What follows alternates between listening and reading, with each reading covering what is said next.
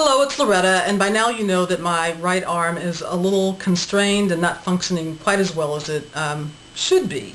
And as a result, and I wish that I had a really good story to tell you, but I don't have one. I injured it somehow. I don't remember the moment that it happened, and it's just gotten kind of gradually worse, and now it's actually getting gradually better. But it had me start to think about ruts that people can get in, because I felt a little bit like I'm in a rut.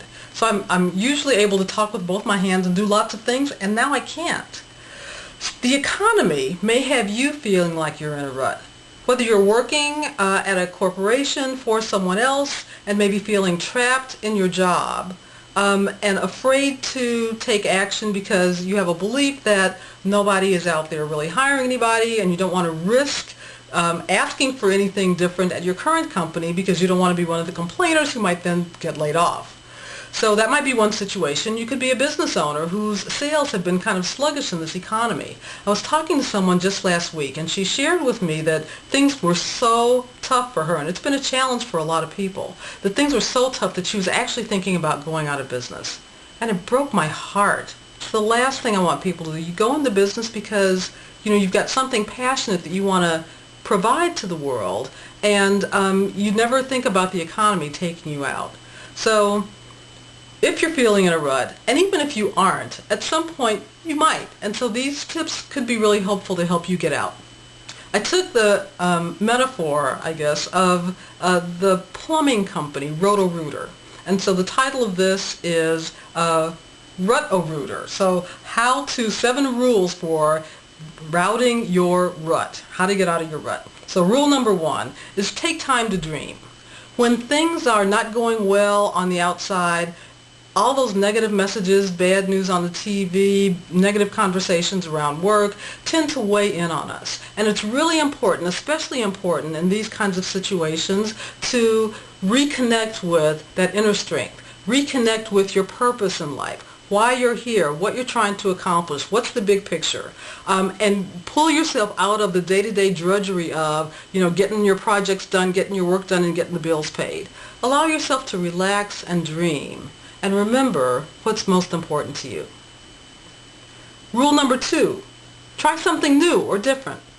Because this arm is not working very well, and I am so accustomed to working on my computer, I get business through the computer, I communicate with you through the computer, I do a lot of things online.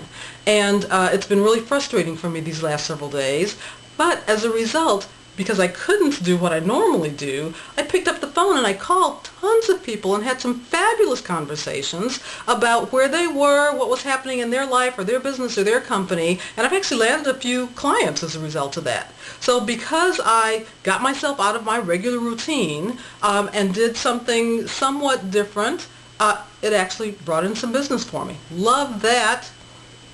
Rule number 3, ask for help.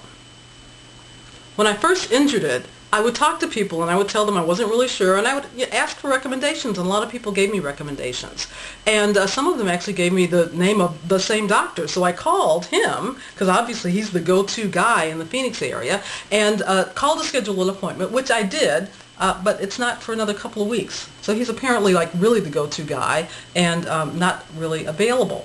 So rule number 4 is have a backup plan. So what am I going to do in the interim? So I talked to his assistant. I can continue to do with the ice packs, take some ibuprofen until it's time to come see him. And part of my backup plan actually involves maneuvering around the city.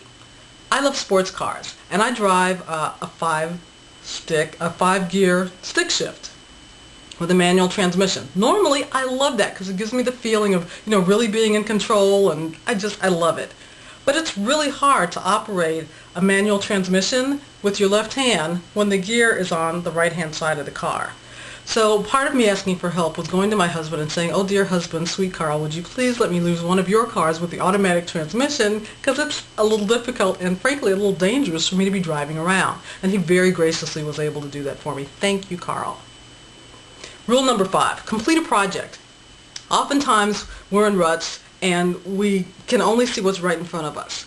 Now I had a project that needed to get done, and I knew didn't have to get done right away, but it was weighing kind of heavy on me because I knew it was going to be a real drudge to get it done, and it was something that I really couldn't delegate, and I just didn't want to do it.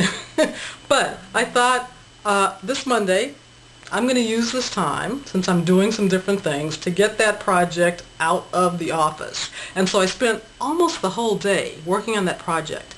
And it was amazing when I finally finished everything and got it shipped off to the post office. It felt like this huge weight was lifted, that I was then free. So we don't think about all the stuff that we're managing in our mind that we haven't gotten to yet.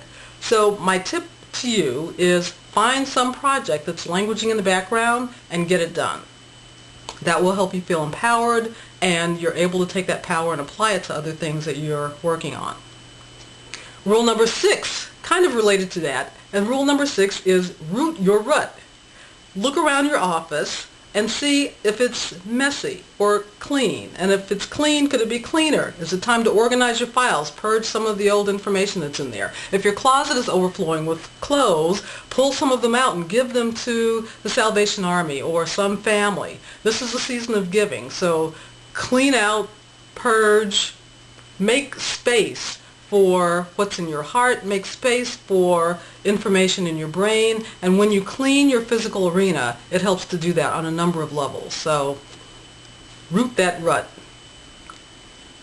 When you hear me speak, I often talk about one of my fundamental beliefs, which is that we all have more options than we generally see and more control than we tend to take.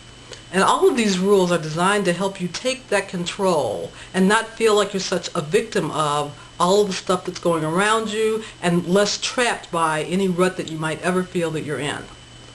Rule number 7 is take action on something specifically related to your rut.